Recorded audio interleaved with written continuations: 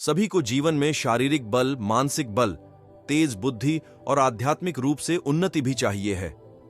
ये सभी चीज आर्षियों ने वैदिक प्राणायाम के जरिए रहस्यमय तरीके से हमारे सामने रखी हैं। हम पिछले कुछ दिनों से वैदिक प्राणायाम सीरीज के बारे में पता रहे हैं। पहले वीडियो में हम 2 वैदिक प्राणायाम पर चर्चा कर चुके हैं। आज हम तीसरी वैदिक प्राणायाम के बारे में चर्चा करेंगे। ये वैदिक प्राणायाम आप लोगों को तभी स्टार्ट करना चाहिए जब आपने पहले तो प्राणायाम का अच्छे से अभ्यास कर लिया हो। अगर आप अभ्यास करते करते तीसरे वैदिक प्राणायाम पर आ चुके हैं तो अब तक आपके ध्यान की स्थिति बहुत अच्छी हो चुकी होगी और तीसरे प्राणायाम करने के बाद आपकी आध्यात्मिक स्थिति बहुत ऊंची हो चुकी होगी। तीसरा प्राणायाम है स्तंभ वृत्ति प्राणायाम। इस प्राणायाम को करने के लिए आपको पहले की सिद्धासन या पद्मासन में बैठ जाना है और मूल बंध लगा लेवें। अब शांत होकर सांस को जहां है वहीं रोक देवें। अगर अंदर है तो अंदर और बाहर है तो बाहर रोक दें और घबराहट होने लगे तब अंदर है तो बाहर छोड़ दें और फिर से रोक दें और यदि बाहर है तो अंदर लेकर रोक दें।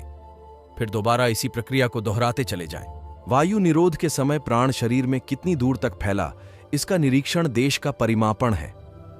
प्राण जितनी दूर तक फैलता है, शरीर के उतने भाग में चींटियां सी चलती प्रतीत होने लगती हैं। यही प्राण की देश की अपेक्षा से पहचान है। प्राण निरोध के समय मन में यह प्रबल भावना होनी चाहिए कि प्राण मेरे संपूर्ण शरीर में फैल रहा है। कितने समय तक श्वास को हमने अंदर स्तंभित किया, यह उसका काल की दृष्टि से परिमापण है। और उस प्राणायाम की हमने कितनी आवृत्ति की, अर्थात कितनी बार वह प्राणायाम किया, यह संख्या की दृष्टि से प्राणायाम का माप हुआ। देश काल संख्या द्वारा परिदृष्ट निरोध प्राणायाम को अगले दिन ही देश काल संख्या के बढ़ाने का प्रयत्न नहीं करना चाहिए। उसे इसी अवस्था में अभ्यस्त करने के लिए कुछ दिन अवश्य लगाने चाहिए।